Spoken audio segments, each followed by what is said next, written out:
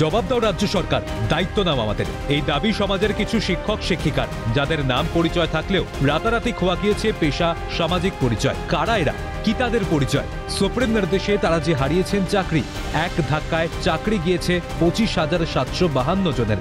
শুক্রবার থেকে আর তারা স্কুলে যেতে পারছেন না। ভাগ্যের চাকা থমকে গিয়েছে যাদের, তাদের পরবর্তী পদক্ষেপ হবে কি? কোথায় যাবেন তারা? চাকরি হারাদের সঙ্গে সে বিষয়ে আলোচনায় নেতাজি ইন্ডোরে মুখ্যমন্ত্রীর বৈঠক সোমবার। প্রশাসনিক সেই বৈঠকের সম্মুখীন হওয়ার প্রাক্কালে নিজেদের প্রাপ্য সম্মান ফেরত পাওয়া সহ একাধিক দাবিতে সাংবাদিক সম্মেলনে যোগ্য শিক্ষক শিক্ষিকা অধিকার মঞ্চ।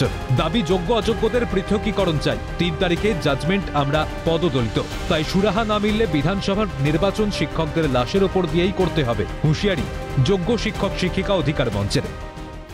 এই যে সেগ্রিগেশন, বাছাই, এই বাছাইয়ের ক্ষেত্রে একটা মডারেট যেটা সুপ্রিম কোর্ট তৈরি করে দেবে। কেন বলেছিলেন? কারণ বিগত দিনের কয়েকটা জাজমেন্ট আছে, আইন আছে, সেই আইন অনুযায়ী বলেছিলেন। কিন্তু আমরা 3 তারিখের যে শেষতম জাজমেন্ট, সেখানে দেখলাম বিগত দিনের সমস্ত অবজারভেশন, সুপ্রিম কোর্টের সমস্ত যে এতদিনকার গবেষণা, সমস্ত আইন, সব কিছুকে পদদলিত করে একটা জাজমেন্ট এলো। আপনারা আমাদের রাস্তা বের করে না দিলে বিধানসভা নির্বাচন কাউকে লড়তে দেবো না, আমাদের লাশের উপর দিয়ে নির্বাচন লড়তে হবে।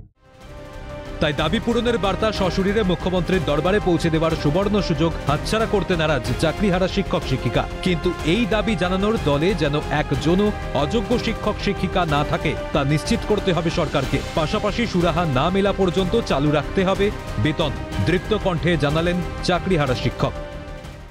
আমরা চাই যে চাকরিতে এতদিন ধরে আমরা যোগ্যতার নিরিখে বহাল ছিলাম, স্যালারি পেয়ে এসেছি, সেই চাকরি যেন বহাল থাকে এবং আমরা আজীবন 60 বছর অবধি সসম্মানে যেন চাকরি করতে পারি। সেটা যে মূল্যে পারবেন, যেভাবে পারবেন, আপনাকে আমাদেরকে আদায় করে দিতেই হবে।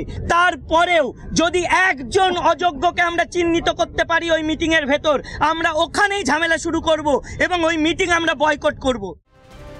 অসহায় শিক্ষক শিক্ষিকাদের আর নতুন করেও হারানোর কিছু নেই, তাই কিছু সাহসে ভর দিয়েই আদালতকেও দোষারোপ করতে পিছপা হয়নি। তাদের এই চড়া সূর্যে শুধু ক্ষোভের বহিঃপ্রকাশ নয়, অনেকাংশেই হকের দাবি সরকারের কাছে পৌঁছে দেওয়ার মরিয়া চেষ্টা, তা সহজেই অনুমেয়।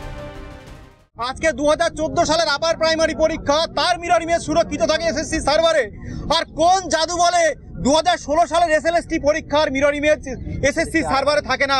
সেই মিরর ইমেজ উনি যেখান থেকে হোক, মাটি খুঁড়ে হোক, উনি সুপ্রিম কোর্টে প্রডিউস করুন, প্রত্যেকটা যোগ্য ক্যান্ডিডেট চাকরি বাঁচবে। বিচার আমি আইন বুঝি না, কিন্তু এটুকু বুঝি যে বিচার ব্যবস্থা পারত কোন বছরে কোন সময় ছিল, কোন জায়গায় মন্দির, কোন মসজিদ, তারা 200, 500, 1000 বছর পরে খুঁজে বের করছে এটা মন্দির না মসজিদ। কথাটা বলতে বাধ্য হলাম, কিছু মনে করবেন না। আর 5 বছর আগে পরীক্ষা হয়েছে, তা যোগ্য কারা অযোগ্য এই বিচার ব্যবস্থা করতে পারছে না। চাকরি নেই, অন্ধকারের অতলে ভবিষ্যৎ। দুর্নীতির অভিযোগে এসএসসির 2016 সালের সম্পূর্ণ নিয়োগ প্রক্রিয়া বাতিল করে দিয়েছে সুপ্রিম কোর্ট। কলকাতা হাইকোর্ট যে রায় দিয়েছিল তাই বহাল রাখা হয়েছে। এই রায়ের পর বৃহস্পতিবার নবান্ন থেকে মুখ্যমন্ত্রী জানান তিনি বঞ্চিতদের পাশে আছেন। সত্যি কি তিনি পাশে আছেন, নাকি সবটা মন ভোলানো কিছু প্রতিশ্রুতি? আগামীর বৈঠকে হয়তো মিলবে জবাব, আশা রাখছে সারা বাংলা। ক্যামেরায় সায়ন চক্রবর্তীর সঙ্গে রেশমি দাসের রিপোর্ট, ক্যালকাটা নিউজ।